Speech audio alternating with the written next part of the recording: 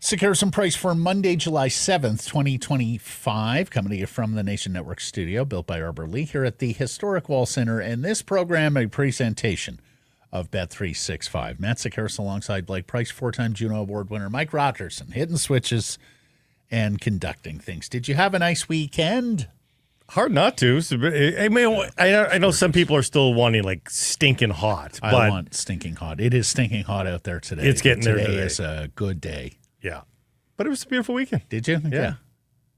I was on the water a bit and it's nice calm waters. Mm-hmm. It's good.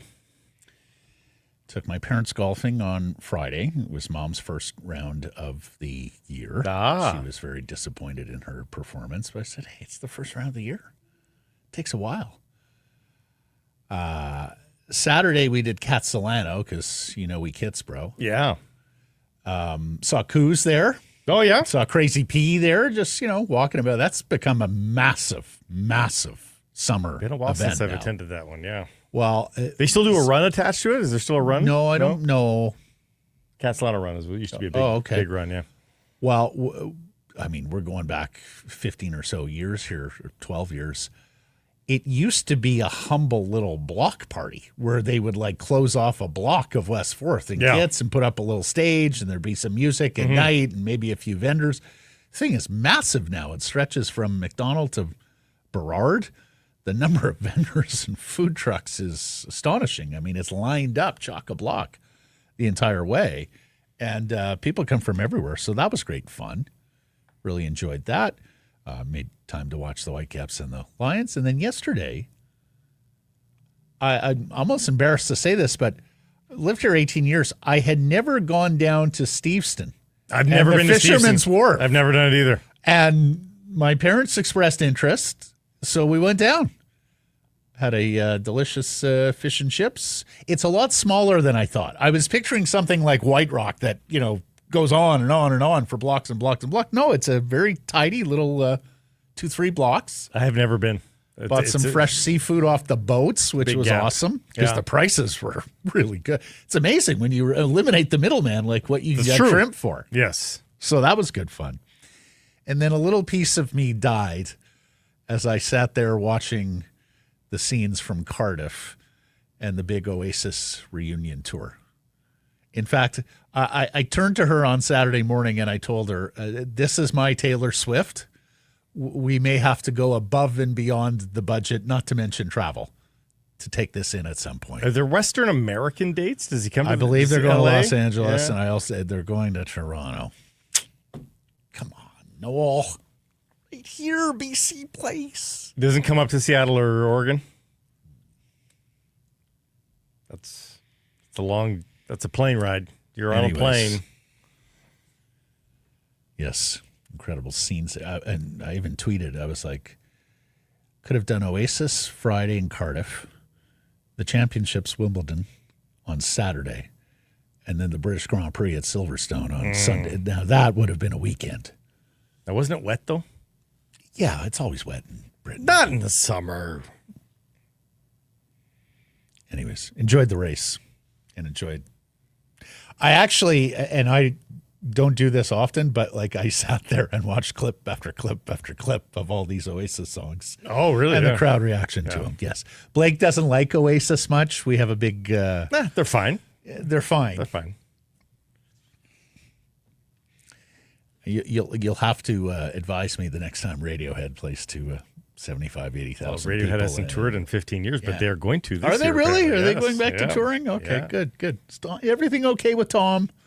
Not too much angst? Oh, yeah. Every time I see Tom, he is very angsty. Because Nolan and Liam are the picture perfect. Well, They're an oasis of patience and there were peace. tombs already written on this, but proper rock stars. Oh, I see. Like last of a dying breed. Because proper, they're arrogant assholes. That's all. Okay. Yeah, exactly. Okay. All right. That's better than Not angsty. afraid to tell it like it is or how they see it. Yeah. Okay.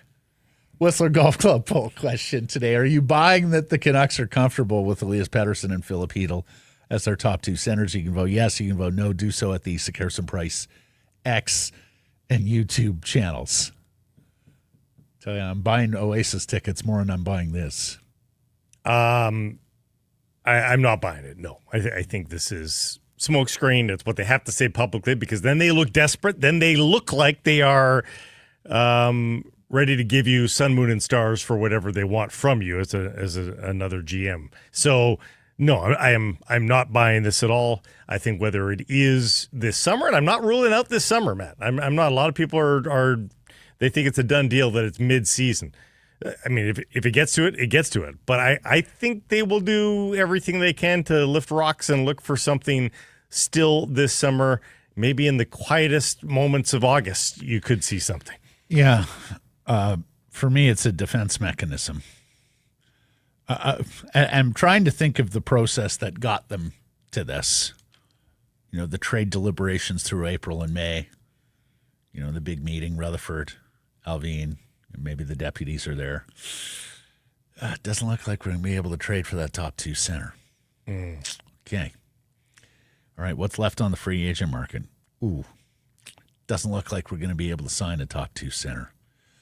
Let's call Footer and see if he's comfortable with Patterson and Chytil as his top two centers. Rookie head coach. Oh, hi, my bosses are on the line. Yeah.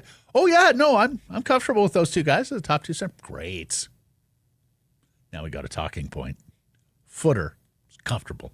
I think it's. I think that's overthinking it. I think it's a PR campaign for the current state of affairs because it kicks the can down the road for when they can make another deal. Yeah. Except he went and spent the money. Well, yeah, they needed to plug the other holes too, and this one was not available to them right now. But the cap space, I'm not, and that's another reason why they have to have this PR campaign is they have to be able to pull off the trades that creates the cap space because I don't know that all of the cap space can be dealt with within the body of this one trade. They might have to do an exit trade first before they include another roster player in the actual trade for a center. So on Friday, we asked on the Whistler Golf Club poll question with $1.5 million in cap space, so the Canucks land their top two center this summer. We'll get to the results later. We had a few people asking, how do you get to $1.5 million in cap space? Really good question. And I have this conversation every summer because you can go about divvying it up, cutting a roster in different ways. You don't need to have bench, but you don't need people in the press box. You don't need to, especially with your farm team down the road. You don't need that. So what we did to get to 1.5 or thereabouts, a little bit shy, but who's quibbling over 100K or so, just 12 forwards, and that's with Nils Oman on the team. Now, if you want to say it's going to be Linus Karlsson or Jonathan Lekkerimäki, fill your boots. The bottom line is there is not much of a difference between their salaries and Nils Oman. Oman's at $825. Lekkerimäki's at $918. Where's Linus? $775. Yeah. So, it's slight savings. So that's just 12 forwards, though. That's not carrying a spare forward.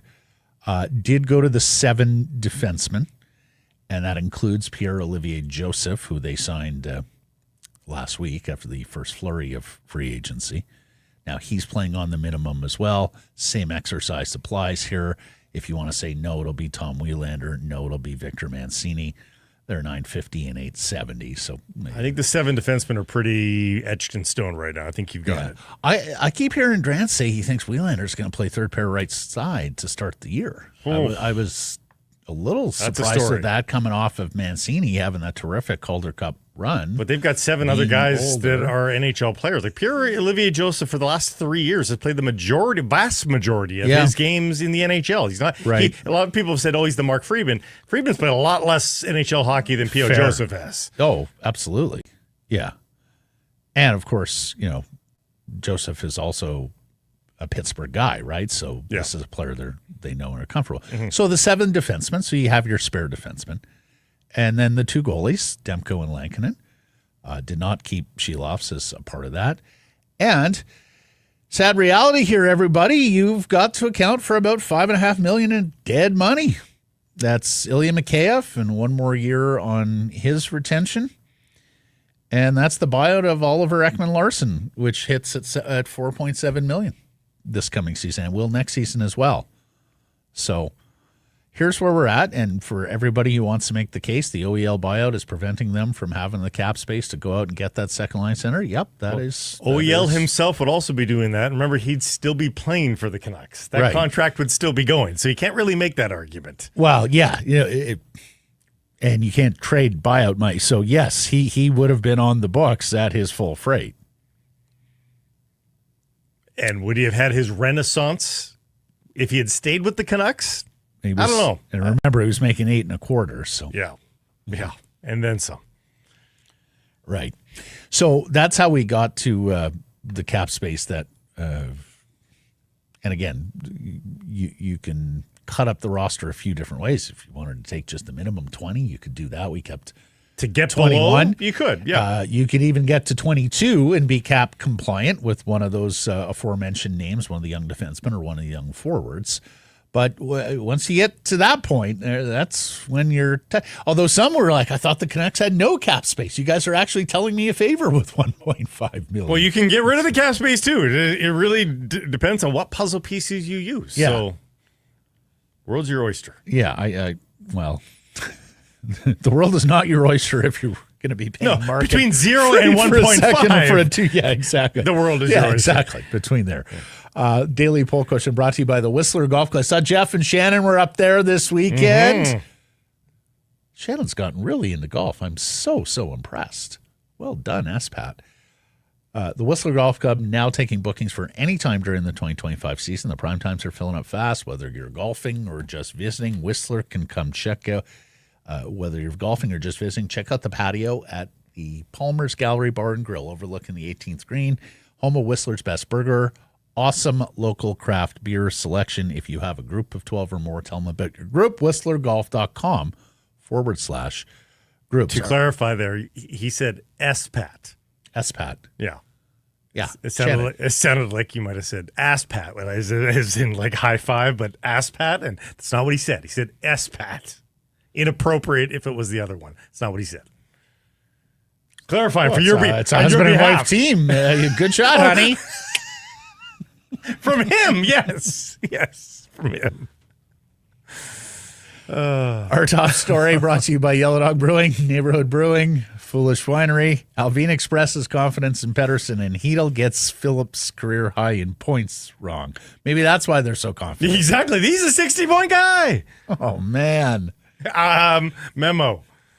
No. We did our best to try to back Alvine up on this. Well, we went searching, like, where is he getting 60 points from? His career high is 45. And it's sort of like the Pius Suter debate. Like, Pius Suter has been on a 25-goal campaign before he actually got to 25 goals. So I could understand sort of twisting the facts a little bit and going, he's on a 20. He was never close to his 60-point pace. Ever. It's been quite a week for Alvine. You forgot Ty Mueller's name and Filip Chytil, and you'll hear some of the pronunciations here as well, and called him a 60-point guy. And here's the problem with that. 60-point guys, they are second-line centers. Yeah. For that's a big difference. That's a big difference. So Alvine joined John Shannon and Landon Ferraro on the Former's 100% Canucks podcast. We will play you the clip, and then we will come back and, dissect and try and get the math to 60. Unsuccessfully. I can assure you. Here's the Canucks GM, Patrik Allvin. If you look around the league and the centers are priority, how you build your team around it. And I think Filip Chytil is still young. He missed some games. I think he has intangibles to play higher up in the lineup and definitely the skill set to do so. I think if I got it right, I believe he had a year where he had 60 points. Yes, yeah. And I think if you go by that, I think that's probably in line with some of the other second line centers out around the league. But if you're thriving to get better, and if you can find something that fits the criteria of a second line center, I think you might have the best top 3 centers in the league if you have Chytil on your third line. So we can almost get it. We can round up to a 50-point pace. Right. 45 points in 74 games in 22-23 goes to a 49.86 point season in over 82. That's right. It's the best we can do for you, Patrik. Yeah, his career pace is 35 over 82. Yeah.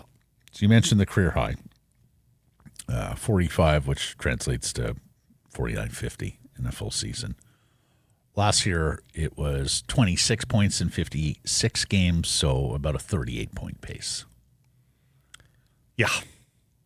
And he's calling him Chytil, so I don't know if Chytil is incorrect. No, I believe it is. Okay. Yeah. No, different languages. Yeah. He makes the point he's still young, and fair enough. He will be 26 in September. He makes the point he has the intangibles and skills to play up the lineup. And again, some fairness there, especially on a Vancouver Canucks team that had all sorts of trouble with controlled zone entries. He looked terrific in that category. Gaining the zone with the puck on his stick and even at pace. Canucks don't have a player quite like him. No, we don't. He's a nice player. Yeah, no, absolutely. If he has no concussion issues, I think people should glow about this, guys. But so does he have the skills to play up the lineup?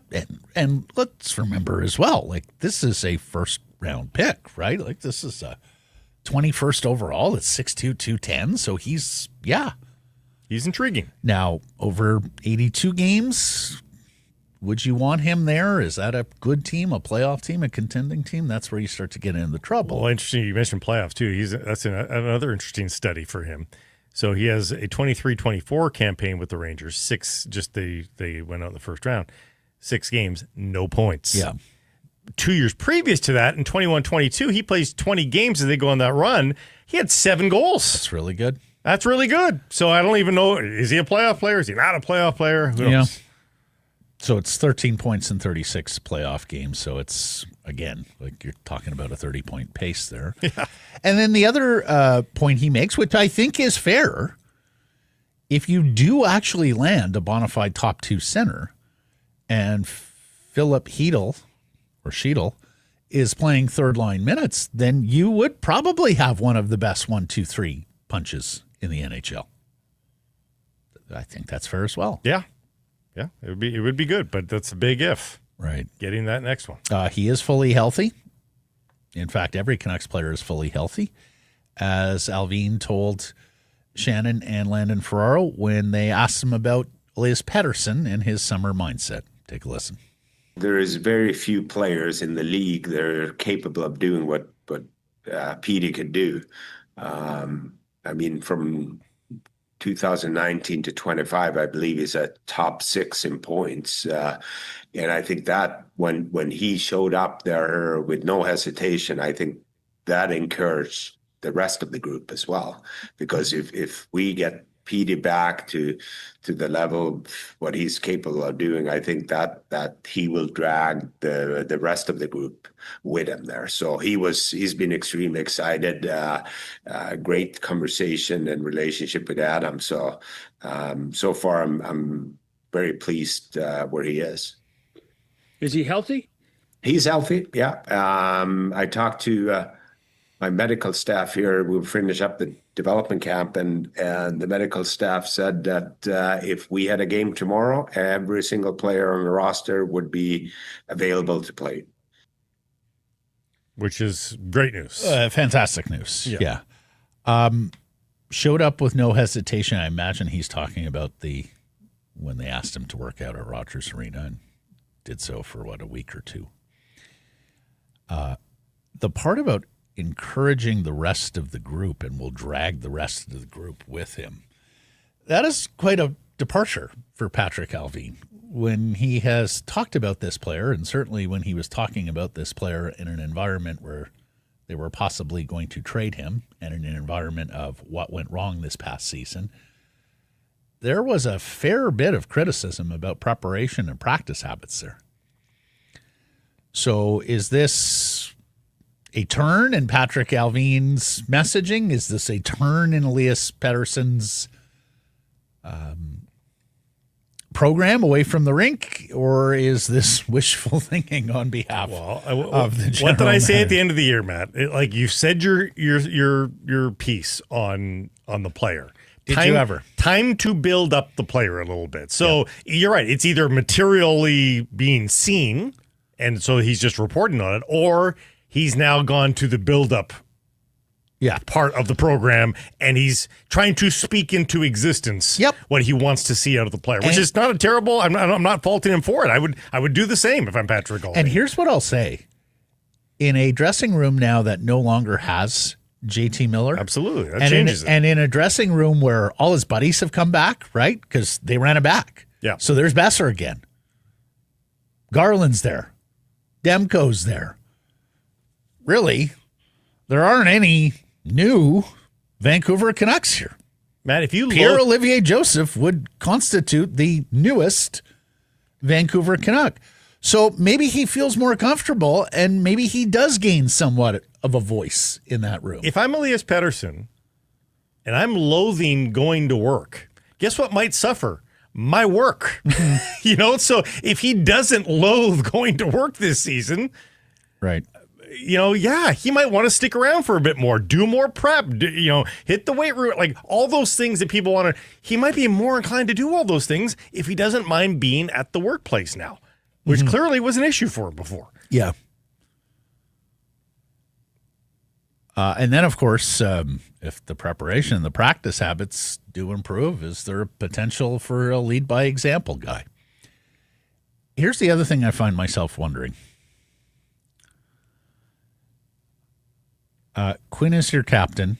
Tyler Myers is going to wear an A, right? Like we know that pretty I would certainly, think so. right? Yeah. Like everybody He's a favorite. in that room. Everybody loves Tyler Myers. And he's older. Yeah. So, he's been here a long time. He's older. Great spokesperson for the team. He absolutely is. And he, as Talk had always said, he's carrying my message forward amongst the group. And, of course, it's received differently coming from a peer. So I think those two are set in stone. Elias had been wearing an A. And, of course, you can rotate A's, and we saw the Canucks doing this. Boeser, Pettersson to wear that A more regularly. To the extent it matters. And if you want to tell me it doesn't matter, fair enough. It probably doesn't, but you have to make the decision anyway. I would be, and this isn't a slag on Boeser, but it's just way more important for Pettersson. And here's the beauty of putting the A on. It's a coronation of some sort that doesn't really come with any material necessity attached to it. Like you don't have to speak more because you have the A. You are allowed to speak with the officials a little more. Right, but that's okay. That's a responsibility I could envision him not. The only thing I'd say, but Blake, is you gave him one before, and that hardly empowered him, right? So do you feel it's again empower him? amidst an atmosphere though that was entirely different? So I think you throw that out, right? And Boeser's worn one before as well. I wonder if you further empower Boeser.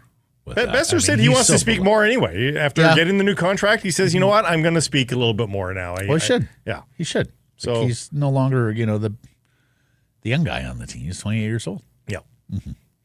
Yeah, the veterans, I've said this before. The letters are nice to do. They're not a need to do. I think if you are a leader, you will lead. Fair. Are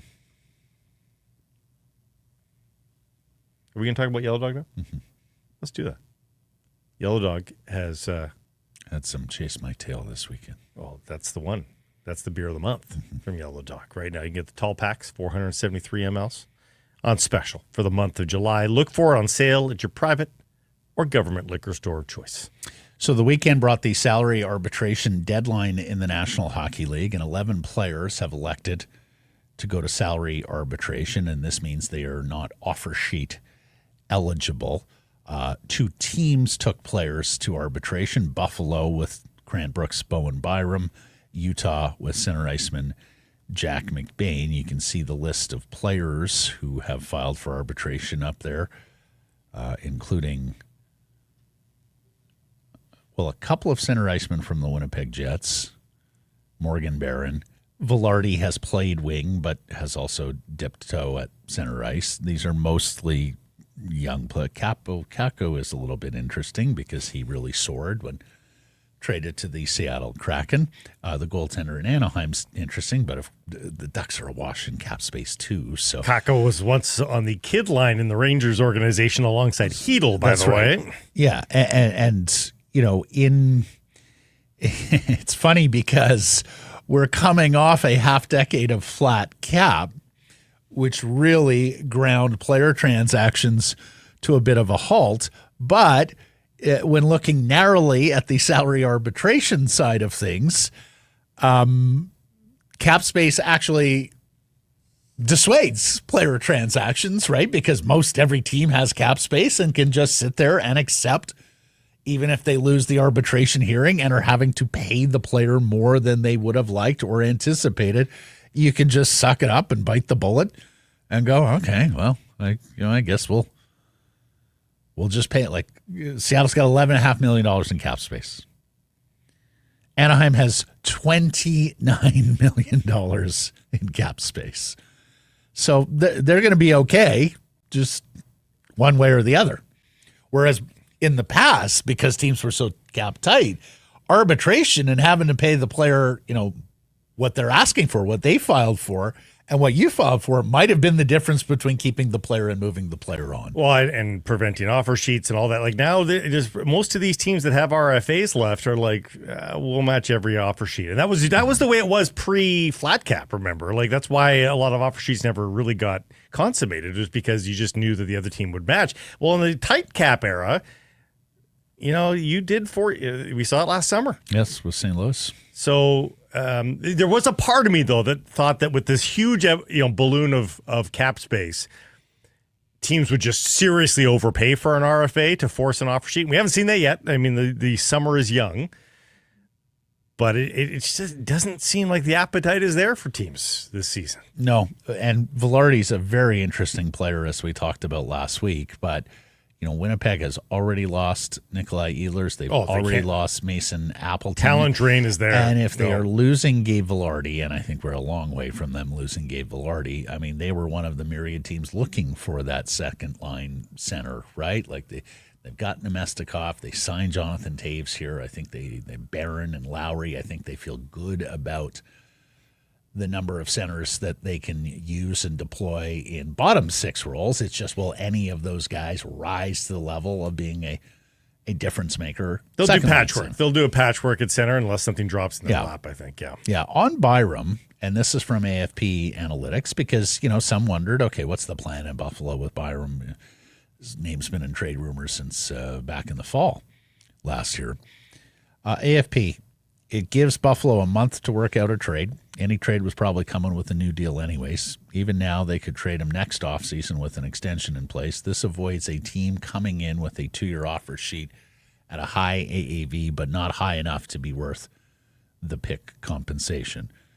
So at least the early read here is that Buffalo is protecting themselves against an offer sheet and wants the ability to trade Bowen Byram to any of the other 31 member clubs who may show interest, as opposed to having to deal with just a 1 on a offer sheet. Smart move. And of course, they want player compensation back, right? They don't just want draft pick compensation back, because Buffalo has done the rebuild with green bananas thing, and it has not worked for them. No, they want to finally win and make the playoffs. And they're finally seeing, after years of patience from that market, chinks in the armor.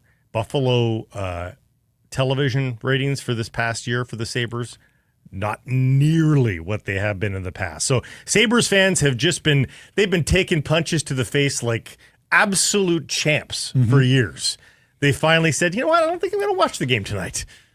I don't think I'm going to watch Well, another loss. and that is quite a departure, everybody, because when you were talking about local television presence amongst the 25 NHL franchises in the United States, Buffalo has historically been amongst the best. In fact, Buffalo is Canadian such level. a good television market, and it's only Buffalo. I get it. It's not a bigger one. But Buffalo was the one U.S. market that would routinely watch out of market games. Stanley Like Cup a final, national game yeah. of the week will rate in Yeah. Buffalo. It's not rating in Florida. It's not rating in Dallas or California. But Buffalo is a big enough hockey town that people will sit down and watch McDavid versus Matthews, Rangers versus Island, whatever the case may be. So, yeah, They've run out of leash. They got to win. run out of patience. Yeah. Those Sabres fans, and I don't blame them Yeah. after everything that's gone down. So we'll see. Apparently, Freeman was saying as well that Byram never requested a trade until Peterka got his trade. It was all just about opportunity. Give me more opportunity, which, to me means, and I think there was some evidence to this based on some of the reports, David Pagnotta and others. I do wonder if Buffalo looked at moving Power here and deciding, okay, do we want Bowen Byram, and then we'll move off of Owen Power? Power's got no shine. He's got absolutely no shine right now, given what he was, how he was ballyhooed. Yeah, albeit not exactly the strongest draft, right? Like he was a number one pick because he had the physical stature and looked the part. Remember, he went to the World Championship in his draft year, remember? With the Men's World Championship. Yep. I mean, he was being treated, not quite at that super generational level, but he was right below that, and it just hasn't been there for him. And then we talked about free agency last week, with most teams either being very disciplined in the contracts that they handed out, and there were some aberrations. Don't get in my mentions about aberration. No, I know, like LA and some teams grossly overpaid. San Jose grossly overpaid on Orlov trying to get to the floor. So you can find those examples. Fair enough. But at large, across the league, either GMs were very disciplined or just didn't participate, as we saw with the Vancouver Canucks, right? Yeah, it's been... At least not with outside free agents. No, overall, it's been pretty standard, really. Yeah. There's been, there's a few more little trades leading up to the draft, but then on the draft floor, we expected a flurry. There was none. And then free agency, just your standard issue for me. It was just standard free agency, nothing gross at all. Yeah. We need more Eric Tulskis in this league, more GMs who are willing to take big swings. We've seen this now in baseball and football. And basketball to a degree as well. You've got GMs in these other leagues that are looking deep into the analytics and the numbers and are coming to the conclusion that safe as death, that you do have to go out and take some big swings. It hasn't yet gotten to hockey in a meaningful way outside of a few. Safe as death in trades, not in throwing crazy money at a guy, though, you mean? Don't overpay in free agency. That's that recklessness. But what appears to be a reckless trade is often not. Sure, but like Kelly McCrimmon going after Marner in free agency, like if that level of player becomes available, despite what they say about him in Toronto, you open the checkbook. Yeah, because they're rarely going to become available via that route. They're rarely available via trade as well. I heard Kenny Holland on radio last week talking about his club, and he kept bringing up the name Alex Turcotte. And if you don't know Alex Turcotte, he was a much ballyhooed draft prospect. I believe it was at the Vancouver draft. Right, Blake? Wasn't he one of the guys who the U.S. national team development, 2019. The U.S. national team development program had this, huge list of top prospects that year, including Alex Turcotte. remember Jack Hughes went first, right? Turcotte, Wahlstrom, all those Turcotte guys. was Wahlstrom was a The year different after? Yeah, Okay. it was a 2-year span where they had a yes. ton. It was Turcotte, it was Zegras, it was Boldy, it was Spencer Knight, Cam York, Cole Caulfield. The U.S. just loaded to bear with young prospects in there. So the Kings took Turcotte 5th overall. Took him ahead of Seider, Cousins, Broberg, Zegras, and of course Vasily Podkolzin. And he kept bringing up Turcotte's name. And I sat there and thought Turcotte was, basically a washed out prospect at this. And to be fair, there were some injuries. Coming off 25 points in 68 games, which is his best in the NHL. He has been mostly an AHLer. And then he said, the way to get top 2 centers in this league is to develop them. And that's why we still have a huge investment in Alex Turcotte.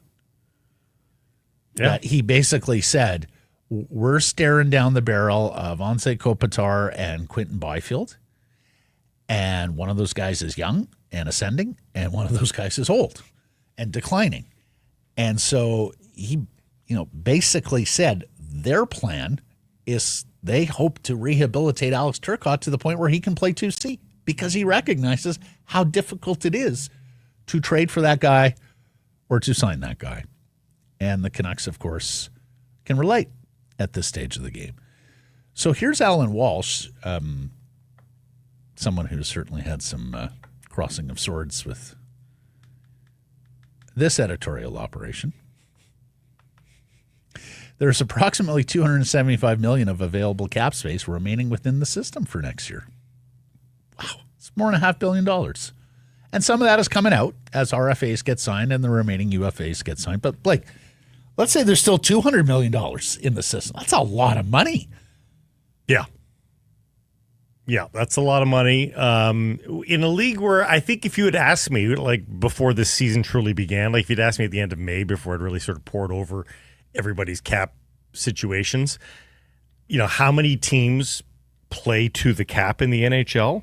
I probably would have said a pretty big number. Like I probably would have said something, and I mean to the cap, you're within arm's reach of the cap at any given moment, within 4 or 5 million. I probably would have said 25 teams are within. Oh, Blake, if you're talking within 4 or 5 million, like you're talking about almost the entirety of the NHL. Like there would be a few teams, like 2 or 3 maybe. But that was in a flat cap world where the cap wasn't really increasing. That's going to change some. Like over the years, teams like Anaheim, teams like Columbus have not spent to the cap. It's dollars and cents issue there. Well, Matt, those are not markets that are going to drive the revenues that Ottawa as well, that are going to make the GM look at it and go, or the owner look at it and go, yeah, it makes sense to spend to the cap. No, that's probably the difference between profit and loss. 14 teams right now have double-digit millions in space. Mm-hmm. Only 2 teams are drastically low on players. Preds only got 18 players signed. Wild have 17. Right. And there's 3 at 19. The rest of them, though, so that's 5.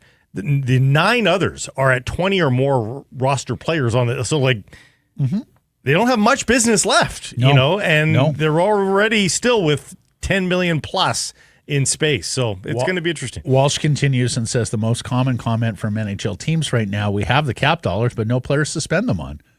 And he also predicts the trade market to heat up next week. And when a player agent says that, and particularly one who is as active in the public sphere as Alan Walsh is, I do wonder whether he's aware of trade discussions going on around a couple of his players.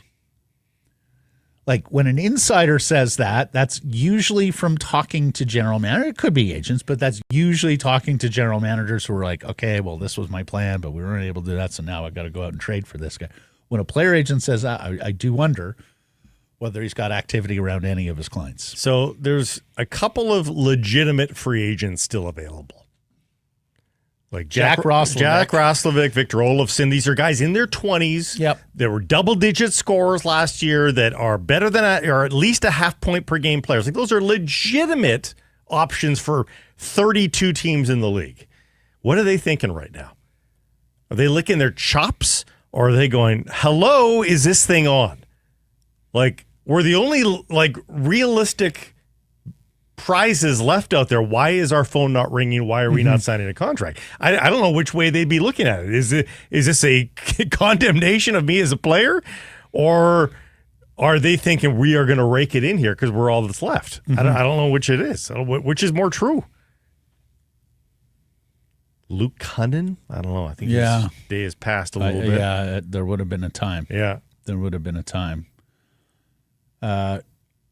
Look, if you're the Canucks, I do wonder about Roslovic. I've never been a Roslovic fan, man. Every time you brought him up a lot in the spring, and I've I shot brought it him down up a every lot. time. But now, with the conditions that are currently here, I wonder. What can he possibly ask for now? Well, that's what I'm wondering. Like, if the number gets so low, And is he an upgrade on Nils Amon? Yeah, he is. sure as hell is. Now, is he an upgrade on Lekkerimäki or Carlson?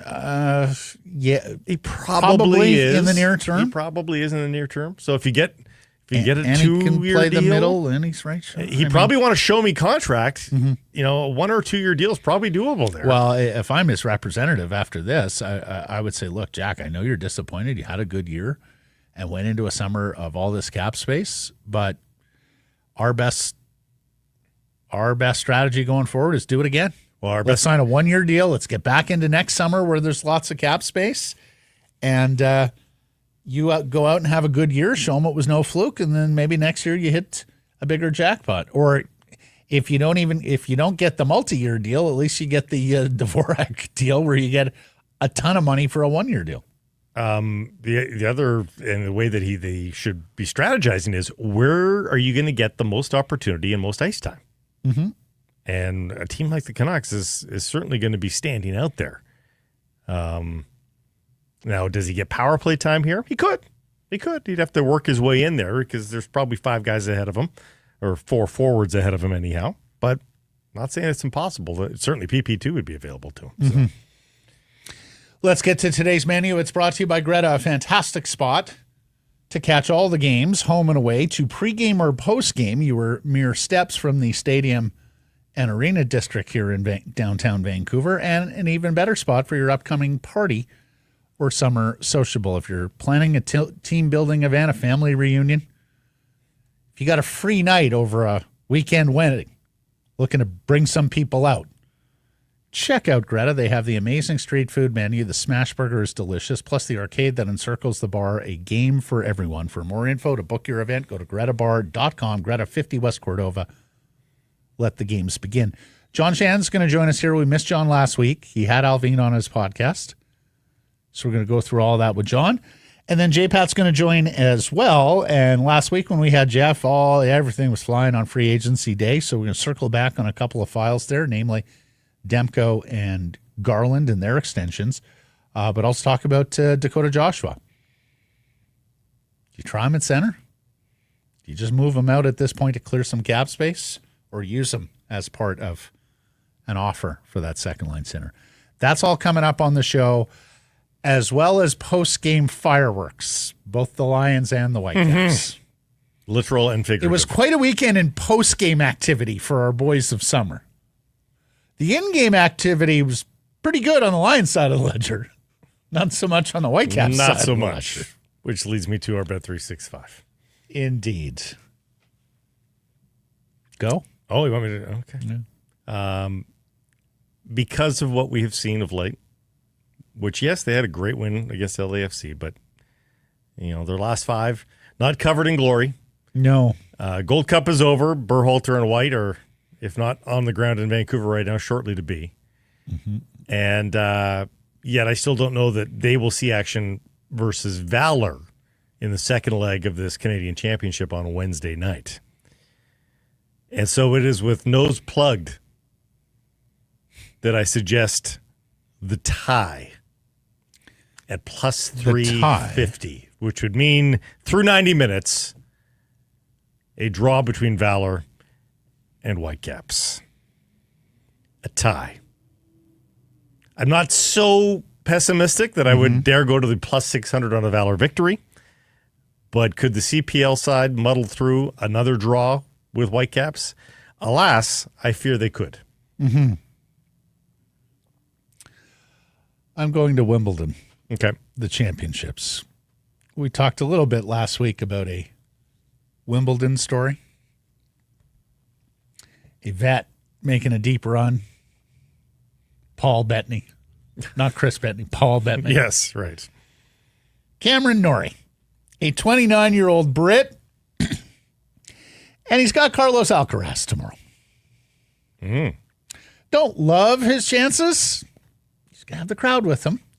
So 10-1, probably not on the money line to straight up win. But match spread, plus 7.5 games.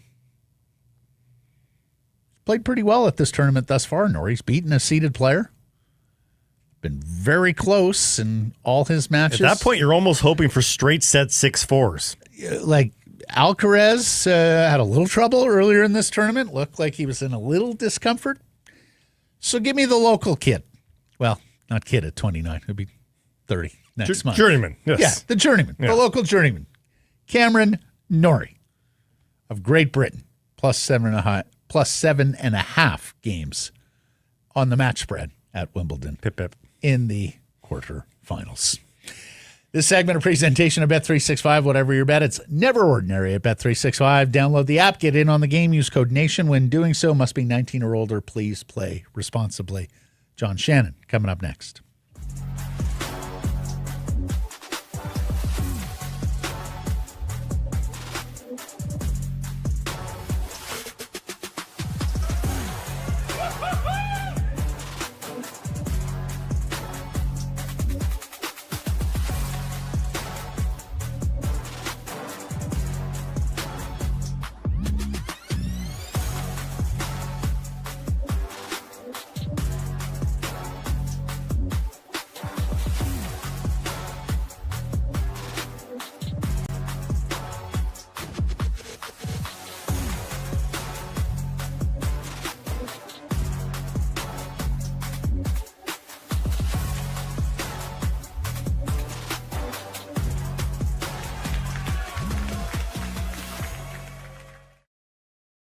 So, Harrison Price from the Historic Wall Center. We welcome in John Shannon, the former executive producer of Hockey Night in Canada, his podcast, 100% Hockey, and, of course, the most famous man from Oliver, British Columbia. How are you?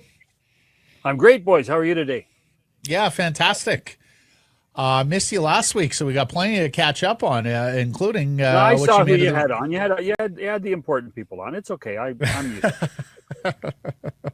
You're the important people. We had, I had at least 2 calls from Oliver saying, "Are you sick? Are you okay?"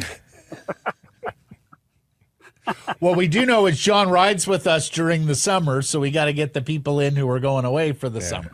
Anyways, look, they ran it all back. What do you make of their strategy in free agency?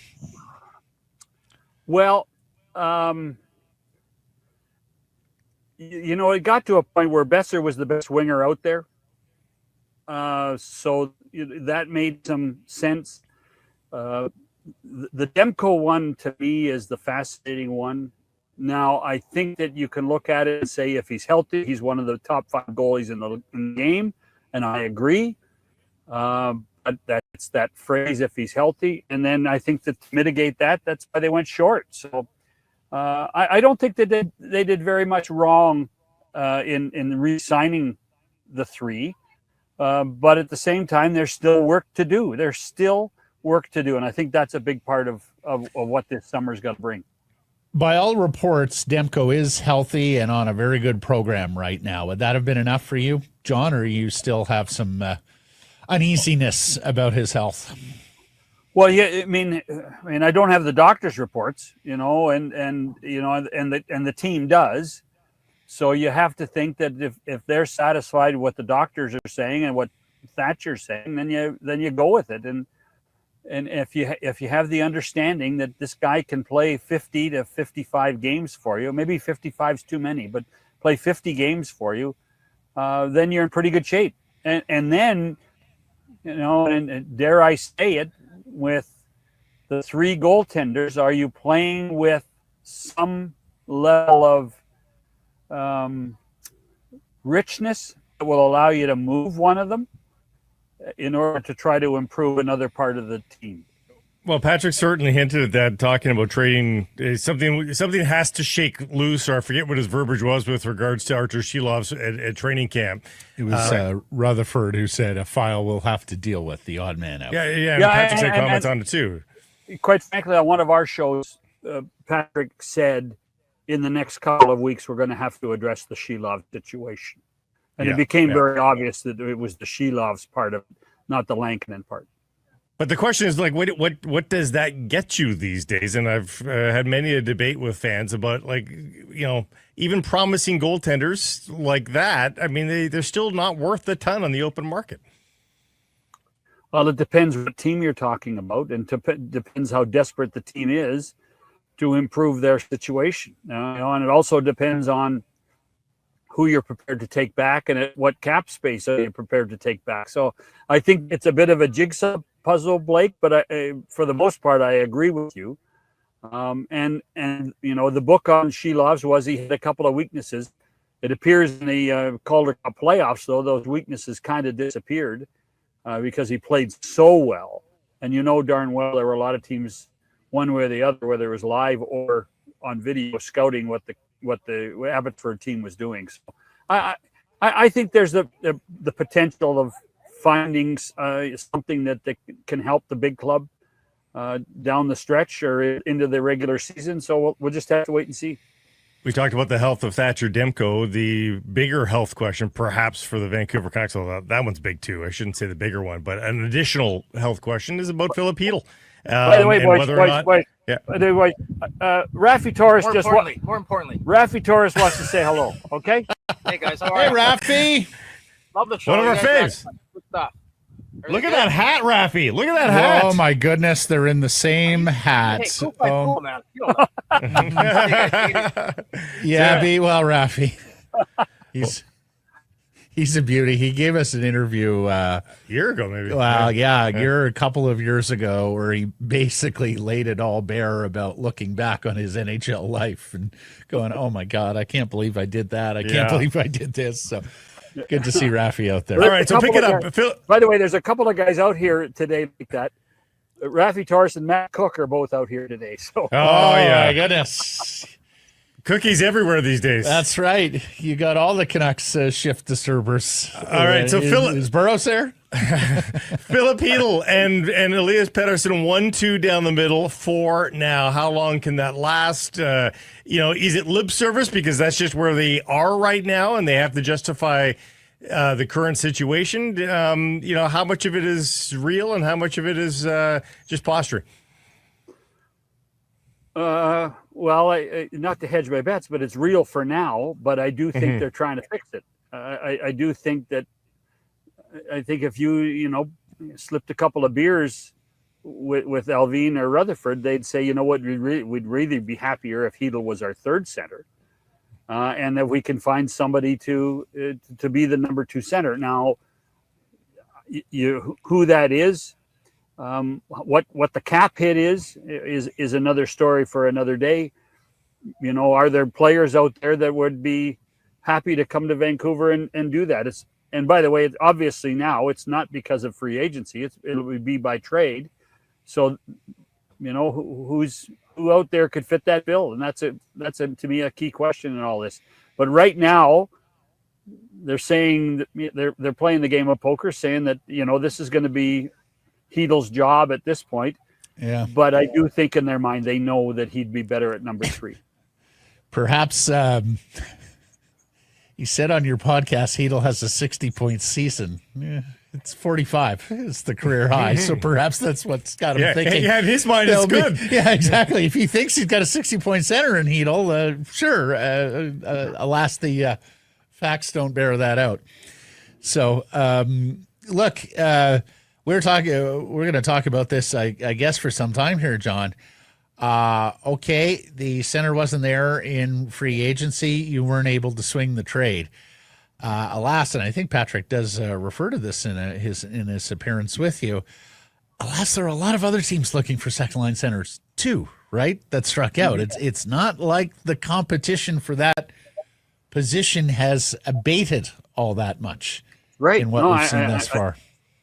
I think that that's a huge factor in all this. And then, the other part of that is, what is the need of the team you're dealing with? That's where the Shilovs thing does come in. Is there somebody out there that is in dire need of a second goalie that can be a difference maker, a 30-game guy that Shilovs could probably play, that could help you fill that number 2 center spot? And, it would just be, throwing feathers into the wind to pick out a team and say, yeah, that works, that makes sense. But I just don't think right now. I don't think anybody knows right now, and I think that's going to take the next 6 weeks to figure that out. On the Canucks side of things, Boeser, you mentioned Boeser was the best winger available. What did you make of the pivot of going back to Boeser when they went back to Boeser, and clearly now at the expense of the center ice position? They put their money in wing, not center ice. Yeah, well, but I also think they knew that, when they were going to get the free agency, there wasn't going to be a centerman coming to Vancouver. So, I heard Dreger say, it's the devil they know, but at the same time, Boeser can be a 30 to 40 goal scorer in the right environment. And those guys don't grow on trees. I mean, in my mind, the money that was spent on Boeser was better money spent on Boeser than, for instance, it was on Nick Ehlers. And Ehlers got over $8 million a year. Now, he only got 6 years, but to me, would you rather have Ehlers or Boeser? And I think you're better off with Boeser at this point. I really do. The other option for the Canuck forward is an offer sheet for somebody. We haven't seen any offer sheets yet, but August is generally offer sheet season when everybody's sleepy and thinking that everything is safe and home and cooled. Bowen Byram taken off that list because he's been taken to arbitration. Yeah. But He filed. Yeah. Oh, sorry. No, he's been taken by the Sabres. Sabres to block it. Right. To block it. We thought maybe with the increased cap that our offer sheets would be a thing. They haven't been yet. Is there any reason to believe that they will become? No, not this summer. I don't think. I don't think this summer. I mean, the guy that was probably at the top of that offer sheet list was Evan Bouchard. And the Oilers, in my mind, after the Dobson deal, the Oilers had to go to 10 million and more to keep him, and only did it for 4 years. So I think he was probably the top of everybody's list of what an offer sheet was looked like. And here, the other thing is that, Will Cooley in New York, good player.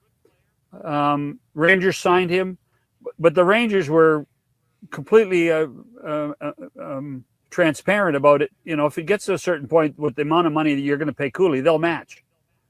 So they were, so the other team was just going to end up doing Chris Drury's work for him. So, and they got Cooley done for a good number, but only for a short time, for a 2-year contract too. So, to me, those are the two guys that were at the top of any offer sheet list. So Bill Guerin just holds on to Marco Rossi then? He signs. Well, he's going to need somebody. They're a good team, and he's finally out from cap hell, out of the Parise Suter stuff. So I mean, I do think what Bill's doing is Bill's trying to figure out and manage the Kaprizov file first, right? Figure out what's going on with Kaprizov, and then hopefully address the Rossi situation. Are you one that believes we're going to see a number of trades now because of what did or didn't happen at the draft and in free agency? Well, I thought there'd be more trades at the draft, and in earnest, there was one, right? The Montreal Islander deal was the trade. I think that's going to be cautious. I think that people are starting. What happens, as you guys know, people start falling in love with their rosters in the summertime when there's no games, and say, can we live with this? And what does Toronto do? Toronto needs to do something still. Yeah. But what is that? Is that trying to find a way to get a center back?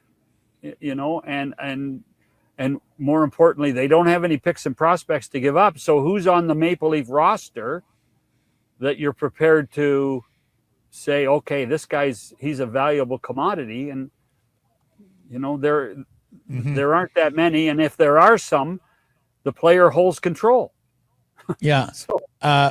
Well, let me ask you this, because Nazem Kadri's name has now come up, and he's got no move protection, full no move protection for one more year. That goes down to a 13-team no trade list next summer. Calgary had a very good season, but the retool or rebuild, if whatever you want to call it, is on. And many looked at that contract when it was signed and sweated the final years. Are the conditions ripe for Calgary to basically get out of the Nazem Kadri contract here at age 34 with 4 more years remaining at $7 million, because of how center poor the rest of the league is, and how much they'd be willing to offer here in the immediate term? It does make some sense. And it also makes some sense if you can turn whoever you get back for Kadri into a defenseman, because there's a good chance you're losing Rasmus Anderson somehow, some way. But at the same time, every time you talk to people inside the Flames organization, all they do is rave about what a leader Kadri has become, and what a good player and a teammate Kadri has become, and how much Naz likes playing in Calgary. Yep. So, if this was, Naz, that Brad Treliving can put a deal together for Naz to return to Toronto, makes some sense. Sure, it does. Makes a ton of sense. But, I just don't know what Calgary would want in return. Yeah, I will say this. From afar, it does look like he has matured a fair bit, of course. Oh, yeah. No doubt. Yeah. He's 35 and the start of the season, guys. I would hope he's mature. I completely understand. 35. Maybe the litmus test is the playoffs and whether he'd do something stupid in the playoffs, but he does look like he's become more We're talking about older players that have had this type of reputation, and you're talking Brad Marchand, you're talking Corey Perry. Right. Guys, he's a spring chicken in comparison to those guys. Right. Lastly, John, at least from me, and Alan Walsh had the figure on the weekend, there is still $275 million of available cap space across the National Hockey League. Unbelievable restraint. I've already called myself the mayor of Wrongville, because I thought GMs, when given cap space for the first time in a half decade, would go on out there and spend it, and in many cases foolishly, on the available talent that was there on July 1st. But that was fantastic restraint from GMs across the league. What did you make of the approach that the league seemed to take to free agency and all this cap space that's going to be available here going into the season? The couple of things that came to mind. First of all, the cap is what's agreed to in the CBA. That's not necessarily the internal cap of the team. There are going to be teams that have restraints set by ownership, saying we're not going past this. As rosy as a picture as the National Hockey League always is, the $7 billion business that it is, there are teams still trying to make more money and trying to be in a position of being more financially independent. And there are still teams losing money in this league, and revenue sharing is important. So I think that's one of the things that people might want to understand, is that the owners are still cognizant of how much money's coming in and how much money's going out. Not necessarily what the cap is. The other thing is, there's a lot of guys like Kaprizov, like McDavid. There are future contracts in the next 2 or 3 years that need to get signed when the cap is even higher than it is now, over $100 million. Quinn Hughes coming in the yes. Sure. There's a whole horde of these guys. Jack Eichel. There's a whole horde of these guys that are going to demand and suck a lot of this extra cap space into their own wallets. For this summer, too, next guys. year's free agent class is amazing. I mean, most of them are not going to get there, of course, but McDavid, but a lot of the cap Eichel, space that is being held up, is going to be held up by the Golden Knights themselves and waiting for their expiring contracts, and then saying, okay, now we can pay for Jack again. I mean, it's going to be a tough situation for a few teams to manage it. Billy Guerin's the best example, but guys like. There are other teams like what Pat Verbeek. Pat Verbeek's got a ton of space. San Jose's not even at the floor yet. Yep. And then you have the issue with, Mike Greer paid $6 million a year for 2 years for Dmitry Orlov, and you're going, guys, come on, it's going to keep throwing things out of whack. Yeah, but he's got to get to the floor. When you got to get to the floor, you got to overpay. It's free money for him. Yeah, next year, Kaprizov, Connor, Alex Tuck, Rasmus Anderson, Bobrovsky, Natchez, Kempe. It's a who's who right now of the NHL with McDavid and Eichel, of course, at the top of the list next year. Right. UFA, but of course, many won't get there. And there's a lot of big RFAs that'll take up some of that 250 you're talking about. There's still a lot of RFAs unsigned. So, yeah, big names: Hughes, Rossi, Byram, Velarde, McTavish. Those guys are making some dough. No, I hear you. It's just they're somewhat capped in what they can earn. Yeah. You could go unless you go unless like a guy like Mason McTavish can go get that 8-year deal. Yeah, out of the Ducks and 7. Right. So that makes sense. Yeah, no, I hear you there. We'll let you get back to the golf course, fairways and greens. Thank you, Mr. Shannon. Cheers, boys. Harrison Price from the Historic Wall Center.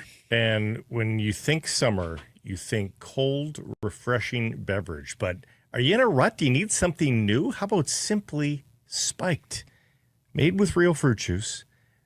It's absolutely delicious. Comes in a variety of flavors. 3 different variety packs to choose from: lemonade, limeade, and peach. And within each of those, families of flavors. 3 flavors within. Yes. It's like Inception. We are all out of lemonades. Those were popular. They went quickly. Limeade's the choice for me. The limeade blackberry. Blackberry, very underrated fruit. Blackberry it's a berry, should not be fruit. Blackberry should be used more often. Try the limeade blackberry. There you go. To my delight. Matt's suggestion. Please drink responsibly. Of course. Celebrate responsibly. And must be of legal drinking age, of course. Simply Spiked for your next summer get-together. Here's Jeff Patterson, our Canucks reporter, the host of RinkWide Vancouver. How are you? I'm good, but I got this. These kind of spooked me there. The mention of BlackBerry. I had a BlackBerry, like I think lots of people did. I took the trackball out to clean it one time and I lost it. It kind of renders the BlackBerry a little bit unusable at that point. So I know you're talking about like the actual berry. The but I was thinking berry. about my, Yes. Yeah, I know. It took me back in time to a place where I tried to do a little BlackBerry maintenance and it blew up in my face. I had a BlackBerry Pearl. I loved it. It was very early in my smartphone. Was once one of the biggest companies in Canada. Yeah, what happened? Nearly a part of our conversations daily if he had been successful in getting an NHL team. Yeah, that's right. That was quite a story way back when. Jeff, you heard Patrik Allvin last week. You may also have heard him on John Shannon's podcast. Are you buying that the Canucks are comfortable with Pettersson and Chytil as their top 2 centers? It's our Whistler Golf Club poll question. Or smokescreen, which is it? Well, it feels to me like they've talked themselves into this idea that, yes, this is the possibility to start the season. Now, I think a couple of things have to be said here. One is it's early July, and they don't play a game until the middle of October. So they've got some time here. If there is still a plan B, or if they come to the realization that this isn't going to work, if they get information down the way that there are health issues with either Elias Pettersson or Filip Chytil, and I know Patrik Allvin, point blank on the John Shannon podcast, said, no, everybody's healthy, ready to go if they played a game tomorrow, but they won't. So let's see how the summer unfolds for those 2 guys.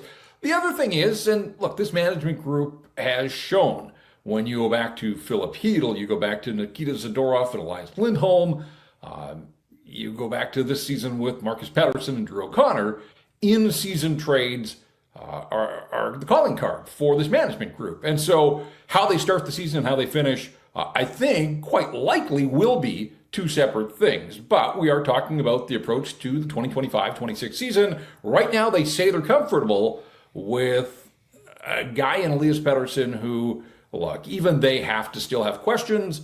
And Filip, you just don't know about the health. And so there are red flags there, without a doubt.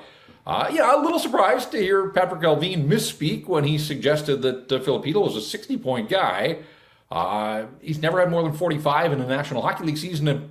And that one looks like the outlier right now, because beyond that, he's never had a season with more than, I think, 23 points. So if you could tell me that Filip was going to deliver 60 points to the Vancouver Canucks next season, you would sign up right away, I think, for that. Yes. Because it would guarantee that he'd been relatively healthy and fairly productive. And so a lot, obviously, is riding on his health and well-being. And then Elias Pettersson, and by all accounts, is having a fine summer. Again, it's relatively early in the summer. And what he does now is going to have some impact on what he does when he returns for training camp. But that's how he's going to be judged, is when he shows up on day one at training camp and we get a sense of what sort of shape and condition and buy-in there is from Elias Pettersson. And the solve it in season or solve it this summer shout is fair. They could do it in either of those windows. Alas, Jeff, when we work out their salary cap, I get to about $1 million and a half in space with 12 forwards, 7 defensemen, and 2 goaltenders. And if I need to show my work, that's keeping Nils Oman. They may keep another forward, but not much of a difference there. And that's Pierre-Olivier Joseph instead of Wielander or Mancini. But again, we're not talking about a huge difference in salaries there. So, they'll fix it this summer or in season. My question would be, with what cap space? Right, and so that's the other shoe that it would have to drop, is that they would have to go about clearing some cap space. And they're not afraid to do that. They've shown that. And that's why I think a name like Dakota Joshua is sort of drifting out there. They've brought in Evander Kane. They already have Kiefer Sherwood. They think that some of those guys down in Abbotsford can play a somewhat abrasive, if not aggressive, style. Does that make a Dakota Joshua redundant here? And is there full buy-in from the coaching staff and management that Dakota Joshua, now this management group committed to Dakota Joshua a year ago, but when you're looking at salaries and you're looking at the kind of player that I think could be moved, that's a name that jumps off the list at me. I know Teddy Bluger's name is out there as well, and he plays the premium position at center ice. And might he be able to find a new home? Possibly, but I just keep coming back to Dakota Joshua, and I wonder if there is some sort of internal struggle in the front office of the Vancouver Canucks, trying to figure out whether he's the guy that scored 18 goals in 63 games and looked like he was on this trajectory to be a true power forward that they couldn't do without, or the player that came back last year through all of his struggles. And it's so important to recognize the struggles that he went through. But ultimately, 7 goals for Dakota Joshua? Just never got his game back. And so those that are on Team Joshua have to believe that a full summer of training and good health, talk about a bounce-back candidate. Him and Höglander and Elias Pettersson, all three of them, and that's where we get to the ifs of if everything goes right, if those three were to return, and if all three were to play to their potential, that would represent a massive influx of goals for the Vancouver Canucks. But I just wonder if there is the sense that they have sort of covered some of the bases with some of the things that Dakota Joshua does well for the Vancouver Canucks, and would that make him an appealing trade chip to other teams so that you could not only move off the salary, but possibly get something of value in return? Well, it's a great exercise. And hey, would you like both of them to be firing on all cylinders? Yes. But what are the chances of Evander Kane gets more points and goals than what Dakota Joshua did in that career year? Can Evander Kane go 20-20? I would say that's a pretty decent likelihood that Evander Kane can go 20-20 next season, which is going to be better than Dakota Joshua's career year, which, again, you're not adding to, but you're at least getting back to sort of optimal standings if you eject Joshua and put Kane in his spot. Yeah, and look, put Evander Kane very much in that pile of wild cards with the Vancouver Canucks. But to your point, absolutely there is potential at the top end there. There's reason to believe. I mean, this guy is a guy that has scored goals in the National Hockey League. He still has the power. He's, the year off, he talked about rolling back the odometer a little bit, but said he felt really good when he got back to the playoffs and was productive there when the stakes were the highest. So, yeah, I mean, I think you have to give him every opportunity here to contribute and do the things that Evander Kane can do to help a hockey club. And so that's going to be a fascinating battle. If both of those players that we're talking about, Evander Kane and Dakota Joshua, are here, could be utilized differently. Dakota Joshua brings some penalty killing utility. Evander Kane, I don't think he's going to be a penalty killer for the Vancouver Canucks, but it will be a fascinating sort of internal derby to watch how the seasons unfold for both of those players. Now, we were talking about second line center. A lot of teams are talking about second line center. Guys, this isn't a league that is talking about expanding again by two. But is this a canary in the mine shaft on we are getting really close to watering down the product when so many teams are looking for a pretty star-laden critical feature like a second line center? Is this the first sign? And hey, you could make the argument, water it down. That'll make the superstars look even better. But often it just turns into mud and they actually don't get any more space. But you tell me, what does this say about the league that everybody seems to need a second line center? Yeah, we reached that point in time now where everybody was focused on raising their kid to be a right shot defenseman. Maybe they can move them back to the middle now. But honestly, like maybe some guys that are starting out their careers and have been primarily wingers, maybe they look to taking on some of the center duties and face off success. Acumen, it's not the wildest thing. And I know, like, I've had people in social spaces saying, like, why don't the Canucks experiment with a guy like Dakota Joshua at center ice? Big body. And it's not the wildest notion. If you've got, if he was hitting on all cylinders, if he was coming off a good year, and you're like, yeah, let's give him. He just needs to be a good winger first before they make it. Fair enough.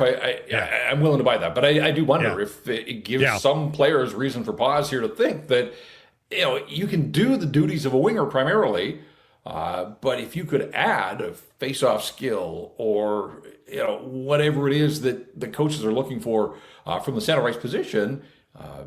It becomes that premium spot already. And you're right. If the league is looking at adding teams, that means not just stockpiling a National Hockey League roster, but lower levels as well. Are there enough players out there? I think it's certainly a valid question. Now, we've asked it before prior to Vegas and Seattle expansion, and here we are now with 32 teams.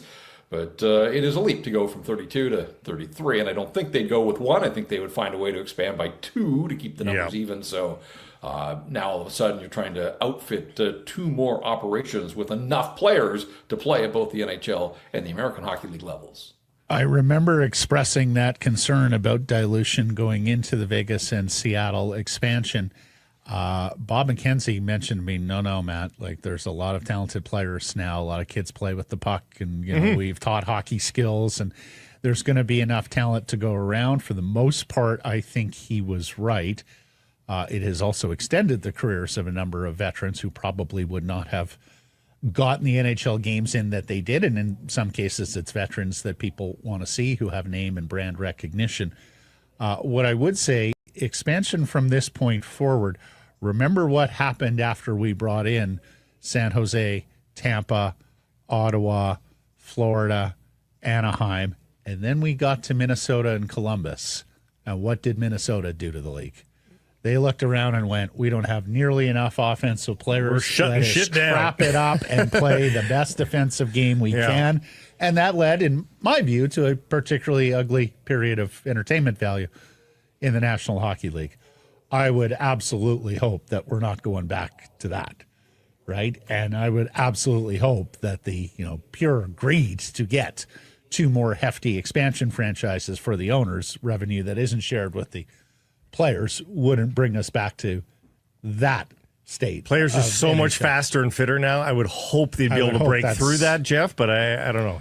Well, I mean, I think Vegas sort of broke that model, and then Seattle, it's hard to figure out exactly what Seattle is doing, because Seattle looked like it was built on speed and had the early playoff success, and then it's been a couple of steps backwards for the Kraken, and we're still not exactly sure what direction that team is headed. So But I think it stands to reason that even as the game itself gets better and faster, I mean, it will reach a critical mass. If it's 34 and it can sustain 34.5, and then that's going to feed the appetite to get to 36. And at some point, you are going to reach that position where you just don't have enough skill and talent to go around. So, look, the Vancouver Canucks are proof right now that they don't have enough, certainly down the middle. And, I think it brings up this notion, and I think you guys have talked about it here already, what will the Canucks look like on the ice? Even if Elias, Pettersson, and Filip are healthy and productive, this is a team that's built from the goaltender out, strong in goal. They have completely reshaped the defense over the last couple of years. They have reallocated resources from forward to defense. I think the Canucks believe that they can defend their way to victories. But the problem is there are so many good teams out there. There are teams that are going to score 3 and 4 goals on you. What happens on those nights to the Vancouver Canucks? Do they stand a chance? Do they have enough offense? Do they have enough firepower that they can outscore opponents? Like, there are just going to be some nights where you have to do that. Quite simply, that's your path to victory. I'm not saying every night, but this idea that you go in thinking you can win 2-1 or even 3-2, well, if your goaltenders have an off night, if you run into some penalty killing problem, before you know it, your opponent gets 3 on you. Now, all of a sudden, you need a bushel full of goals, and I just don't know. As they're constructed right now, finding that bushel full on a lot of nights, I think, is going to be a challenge for the Vancouver Canucks. Yeah, I think you're right. We left this on the table last week because it was so busy in our hit, but the Demko and Garland extensions. Let's start with Demko's. What did you think of it? I was a little surprised. I just didn't get the rush to get pen to paper here. There are still massive concerns around his health. Now, all reports in the summer months here are that he's back on the ice, that from where he was at this time 12 months ago, night and day, that it's all trending. And we know that when he's healthy and dialed in, he can be one of the best goaltenders in the National Hockey League. We also know that he played 23 games for the Vancouver Canucks last year, and really it was the week and a half, 10 days leading up to the Four Nations break where he looked like his former self. But he started that journey on December 10th. That was his debut for the season, so it took 2 months to get to a point for 10 days where he was locked in and looked like the Thatcher Demko of old. And then the Four Nations came and he disappeared again for another 6 weeks. And so this match, in my world, I think I would like to have gone 20 starts or something, or maybe 20 games at the very least, just to know where he is, where's his health, how does he look, where's his mindset if things aren't going particularly well for the hockey club, all those types of things. So, the salary is in line with what difference makers at that position are being paid for the most part. I mean, it's the same salary as Connor Hellebuyck. A year ago, Thatcher Demko was a runner-up to Connor Hellebuyck for the Vezina. Can he get back to the level? I would like to see a little bit of proof, but clearly he wanted the security of a 3-year deal, and the Canucks didn't want the uncertainty going into the season. I just think, and look, Adam Foote has been here for 2.5 years. He's now the head coach. He has to use that institutional knowledge of understanding the limitations on Thatcher Demko. They just can't fall into this trap. The same one that Bruce Boudreau and Rick Tocchet did when they took over, and that was play the wheels off Thatcher Demko because he gave them the best chance to win on a nightly basis. They can't. They've got a quality guy there in Kevin Lankinen. He has to get his starts as well. They have to find a workload that optimizes Thatcher Demko, because through all of this, guys, and I wrote this at Canucks Army last week, this still boggles my mind that Thatcher Demko is going to turn 30 in December and has 4 career Stanley Cup playoff starts on his resume. Yeah. Since he came into the National Hockey League in 2017-18, Andrei Vasilevsky has started 108 playoff games. Thatcher Demko has started 4. Different circumstances, I understand that, but just some context there. 4 playoff games. He's 3-1 in those playoff games and has given up 4 goals. Like, he has been lights out good. He got the bubble Demko, all of that. But it's go time for him to be so fully healthy when the playoffs roll around, because he's capable of delivering a series victory on his own. We know that. When he's on, he's that good. So just a little surprised in the timing. I would like to have seen a little bit more proof of concept there.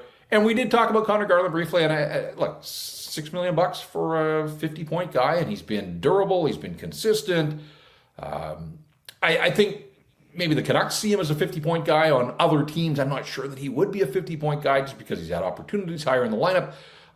They need to surround him with better players. But, if there was any concern, I guess it's the 6 years for a guy that will be 30 when the contract kicks in. But I do think it's important to note, even at his stature, remarkably durable, has missed very little time as a member of the Vancouver Canucks. And so I think there's reason to believe that he can be that sort of player over the duration of the long-term extension. The hallmarks of a disastrous contract are too high a cap hit for too long a term.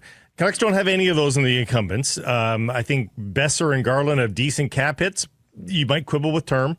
Demko, a little high on the cap hit, but you can't quibble with the term. It's a pretty escapable contract in terms of term. So in that regard, do you say, hey, there's quibbles, but there's no disasters here in the group? Yeah, I mean, and even before these ones, like, there were really no buyout candidates this summer for the Vancouver Canucks. They didn't have any of those truly bloated contracts on the books. There are questions around Elias Pettersson. Obviously, he's sort of in a different silo. But the rest of the group here, a year from now, like, could they buy out the final year of Tyler Myers, $3 million if they needed to clear up some space? Yeah, would it generate a ton of savings? Not really, but $3 million for a 36 going on 37-year-old Tyler Myers, that one could be a buyout candidate. We'll wait and see. But in the here and now, no. I mean, for the most part, like I mentioned earlier, like, this management group has reallocated talent and funds from up front to the defense core. They still don't have the championship banners that Patrik Allvin has alluded to at times through the years. But they do seem to have brought the cap back under control for the most part. Now, in saying that, they also have OEL's buyout on the books forever, and that's starting to take a chunk out of the here and now for the salary cap. And when we talk about what room, part of it is that you look at the numbers there, the dead money on the books because of OEL and to a lesser degree Ilya Mikheyev, that is interfering with what this team is trying to put together. So it feels like they've manage the books a little bit better, but in the same sense, they're bumping up against the cap because they've got decisions that they have made to move off other contracts here that certainly are interfering with what they're trying to get done right now. So can't give them a perfect score on the cap management by any stretch of the imagination here. But in terms of buyouts, yeah, I mean, you worry about those way down the road with Boeser and Garland. And I think with Demko, look, if he has one more significant injury, that is straight to LTIR, no questions asked, right? Like, and not to say that would be the last of Thatcher Demko, but I do think that that's kind of an out for the Vancouver Canucks if injuries persist for this player. Yeah, I think you're right. And hey, no buyout candidates. They're getting better at this. Yeah, great. It's fantastic. It's incremental progress, Blake, but no, there's not any anchor contracts out this time of year in this market for years, so we're not there this year. I think you're right, Jeff. You have to put Elias Pettersson's contract in a separate silo because there's just so much riding on it. But outside of Pettersson and his potential for anchor, there are no real horrific contracts on the Vancouver Canucks, which is, I guess, a plus. Vancouver Canucks, not horrific. I don't think they'll go with that as the slogan. You don't think so? No, probably not. Thanks, Jeff. All right, guys. Cigars and Price from the historic Wall Center, where you turn game night into a game weekend. Book your stay here at the Wall. Enjoy an exclusive Cigars and Price rate. Call 604-331-1000. Ask for us by name. Some blackout date supply based on availability. The BC Lions with a comeback for the ages to beat the Alouettes in Montreal Saturday, snap a 3-game losing streak, and improve to 2-3 key pace in the CFL West. Nathan Rourke completes 3 passes in 22 seconds, the final 22 seconds. And it sets up Sean White's 43-yard walk-off game-winning field goal after the officials ruled Javon Cotoy was down with 0.2 seconds remaining in regulation. I thought there for a second they were hooped. Jeez. I don't know that I've seen a week 4 celebration or 5 celebration look that big. And I don't know that they will ever get Sean White to retire because, clutch, baby. Like when you've got that as a possibility in your life, like why do you give it up? Well, and knowing Whitey, like the blocked extra point earlier in the game, that would have steeled him. Like he would have been pissed about that. And like that's a 6'8" guy blocking the extra point. Like you normally don't have that kind of length. Okay, so they win the game and then the fireworks start. Rookie pass rusher Kimoko Toure walks towards the Alouettes locker room where Montreal defensive lineman Isaac Adeyemi Berglund takes exception. So does another player in street clothes, so somebody who wasn't playing. And a fracas ensues, and the Lions players rush to Toure's defense. He was apparently grabbed and put in a headlock. Some punches were thrown amidst the scrum. Toure apparently going to say hi to somebody that he knows, wasn't he? Wasn't it the issue that, like a former teammate, I think? So I'm not entirely sure what the explanation here was. What I do know, having been on that side of Percival Molson Stadium, especially for a guy who's playing his first game there, he may have just been confused. Like there are locker rooms behind those benches with doors that are closed during the game that kind of look similar. Like you can easily lose your orientation and just walk to the wrong door there. And okay. Well, a debate that this is brought up is, do they need to be on the same side of the field? Well, in some cases, yes, they have to be because of a space issue. That's not the case at BC Place. They've changed that in the last couple of years. They've changed that to put both benches on the same side. I think that's for TV for the most part. I think TV likes both benches on the same side. Yeah. It's funny because for a while there was only one stadium in Ottawa that did the two benches on the same side, and then other teams started to do it as Ottawa and Montreal. It reduces the amount of cameras that you need, I think, is the plus. So we'll see if anything further comes from the Canadian Football League on this. Needless to say, a scene that I'm not sure resonated in the Toronto offices. Second time, too, for the Lions. There was a little bit of a brouhaha after the game against a couple weeks ago. Who they played here at home? No. Oh, Winnipeg. Yeah. BC commits the only turnover. They double up Montreal in penalties. 12-6, but Rourke throws for 352 and a late touchdown to Stanley Berryhill. Justin McInnes with 109 yards receiving, and the Lions outscored the Als 12-3 in the fourth quarter for the upset win. And needed because Edmonton won their first game of the season last night over Ottawa, so lost on Saturday would have been last place for the Leos. Wow. Good weekend for the CFL in terms of entertainment. Crowds in Toronto and Edmonton were puny, but in Edmonton, too. Edmonton, the crowds have been horrible now. The two home games. They lost all those losing. games, I don't think the rebrand helped there either. No. So very good weekend in terms of CFL entertainment. That was a really fun game Friday with the Argos and Tabbies. It was a fun game last night. Red Blacks and Elks, and the BC Montreal game, needless to say, was dramatic. But the best weekend, Roy Lister of New Westminster, British Columbia. He was the Save On Foods $1 million TD to win contestant Friday for that Battle of Ontario. Janarian Grant returns a kickoff for a touchdown midway through the third quarter for the Argos because that's just what he do. He's just an incredible return guy. So Roy needs one more for the million, and naturally, Isaiah Wooden, a former BC Lion, takes one back for the Tabbies and makes Roy a millionaire. First time ever in this promotion that we've had the 2 kick returns required for the $1 million win. Congratulations to Roy. What's the criteria in the football game? If there are 2 kicks returned for a touchdown in the same game, your designated contestant wins $1 million.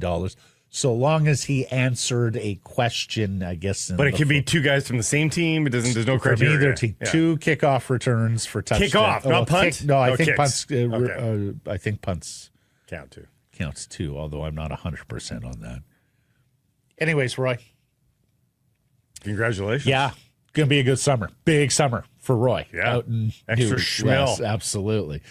Whitecaps with their lowest moment of the season Friday. They fall 3-0 to the LA Galaxy, handing the worst team in MLS just their second win of the season. Fireworks after that match, too. Yes. Only actual fireworks. Yes, more on that in a sec. Galaxy had been better here of late. They started dreadfully and then had improved a little bit. What stood out to me as I watched that match is, like, outside of Ricky Pooch, who granted is an MVP caliber player, like, all the same guys are there. Like Gabriel Peck, Marco Royce. This is the defending champion last year. James Paintsel, like, all of them are there. They just forgot how to play for the first 3 months of the season. I guess. The Caps put just one shot on target to LA's 8. They commit 17 fouls to LA's 7. And they lost Jaden Nelson to a second yellow in stoppage time for kicking the ball into the stands, which drew a pretty stern rebuke from head coach Jesper Sorensen. In fact, I'm not sure we have heard Jesper this strong in a player criticism since he got here. Quote, Jaden's red card was stupid. You have to keep your cool, and you're not good enough. You have to train and not take stupid red cards because now he will get suspended, and it doesn't help anybody. That's just stupid, and we have to learn from that. Well, two things there. I wonder how much of that kick was Jaden Nelson's carried over frustration that he wasn't used much in the Canadian games in the Gold Cup.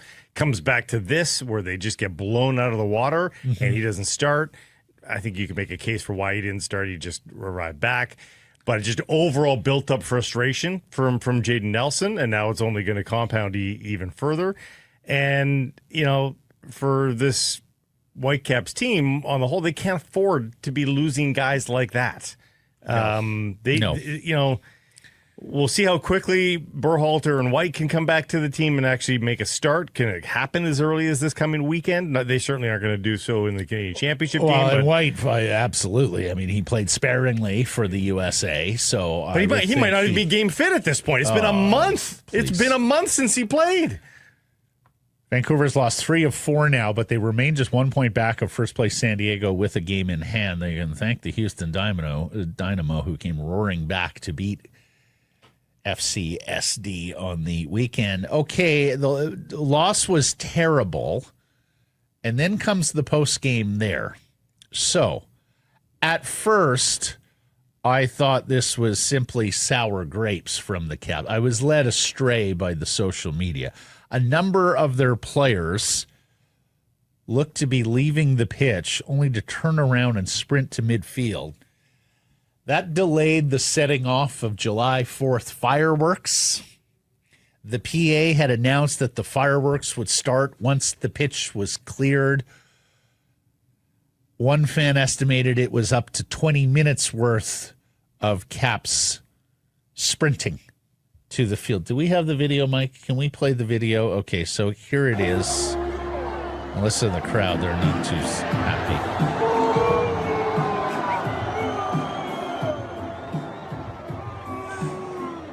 You see, they have all the fireworks gear set up there at the center of the pitch. Everybody is still in their seat awaiting the fireworks.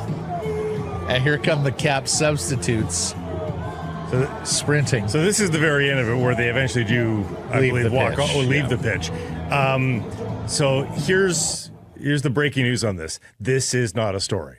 This is what every MLS team, almost 90% of them, will do after a match. On the road, at home, what have you. I hope so. Well, Matt, I'm there every single week. Like, this is what they do. Wasn't players just going out of their way after a bad loss to inconvenience fans. No, like, the strength and that would conditioning have been coaches, so the strength and conditioning coach is out there. He's in charge of that. The players don't do that willingly. Trust me. If asked, the players aren't doing that at all. That's the strength and conditioning coach going, okay, you know, these 5 guys, if you substituted in, or if you were about to substitute in and really had gone through the motions and worked out a lot on the side, they might get you to cool down there as well. This happens after every match. I've watched all the videos that are available on the internet. There isn't a single video that looks anything different from the end of any MLS match I've ever seen. So I don't know who wrote this. This is like somebody that has never covered the sport that thinks that is a story. It is not a story. The only thing that went wrong there is that generally, and I've seen this in other markets, where they launch the fireworks from a backstage area, like from an end zone where there aren't any seats maybe, and they've got it set up there. so that they don't have to wait for that. They can do the fireworks while the guys are doing their sprinting. I've never seen fireworks set up on the pitch like that. This is a complete non-story. Okay. Yeah. Caps are back at it Wednesday at BC Place for the second leg of the Canadian Championship tie versus Valor FC. That is tied 2-2. Get your tickets, whitecapsfc.com.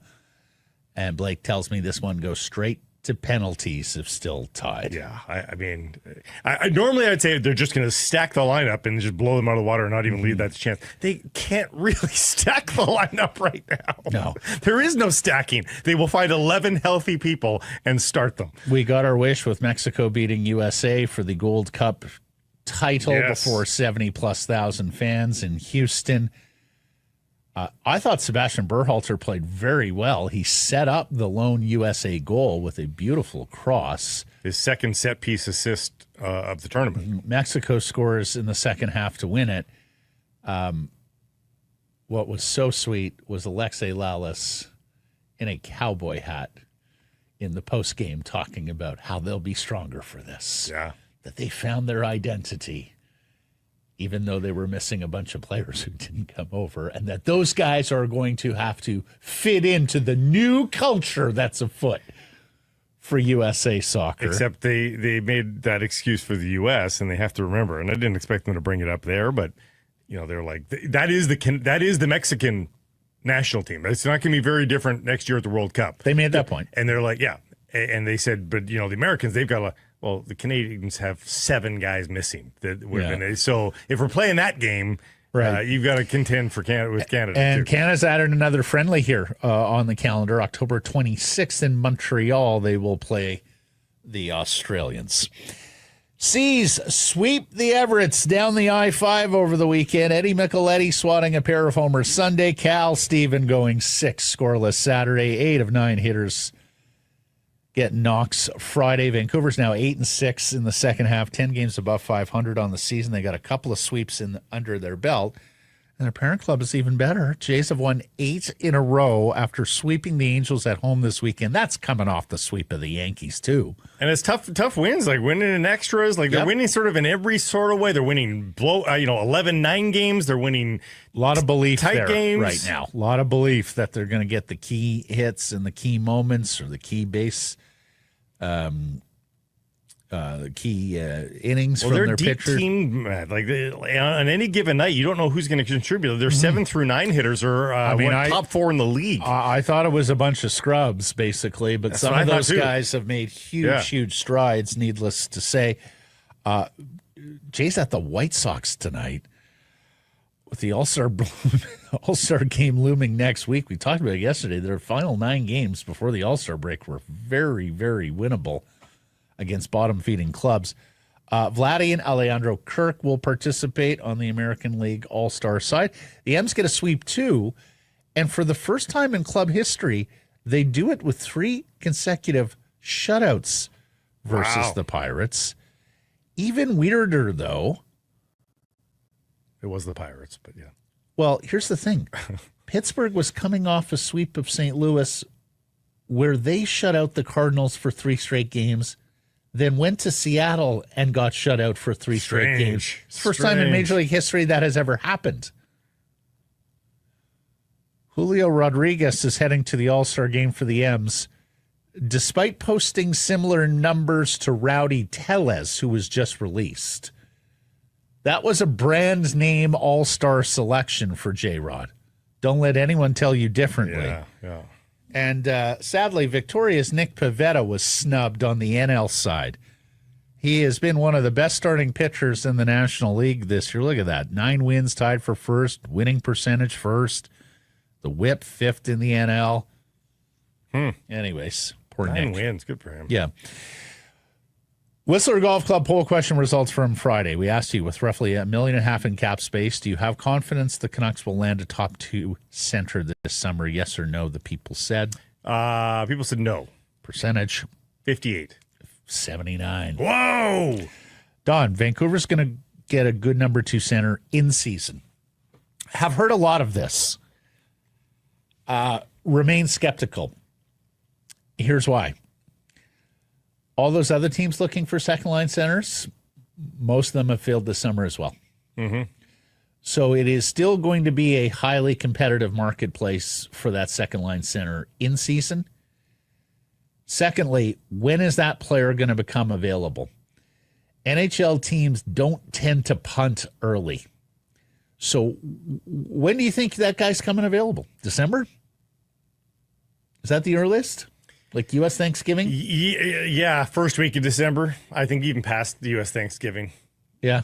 I think the U.S. Thanksgiving thing is it's something for us. It's something for winning teams to look at. Okay, we're in good shape. We've made it. When you're a losing team, you're like, no, there's 50 games left. Season left. I mean, it could easily be January, February. Yeah.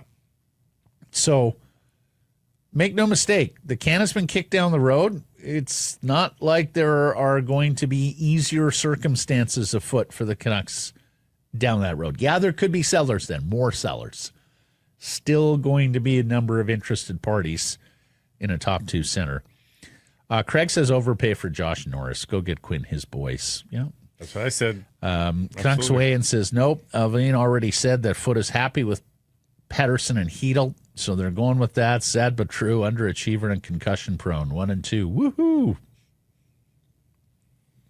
Yeah. Okay, on the errors and omissions. We did correct it, but yes, Draisaitl is one of 7 $100 million contracts in NHL history. Yerke's getting pedantic with me, but he is right. San Jose Barracuda.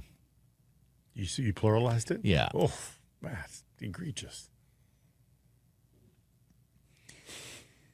And is that it? Oh, yeah, we got the tiebreaker for the Canadian Championship Series. PKs. Yeah. Thanks for joining us, everybody. Appreciate you spending some time and connecting with the program. We're here all summer long, or most of the summer.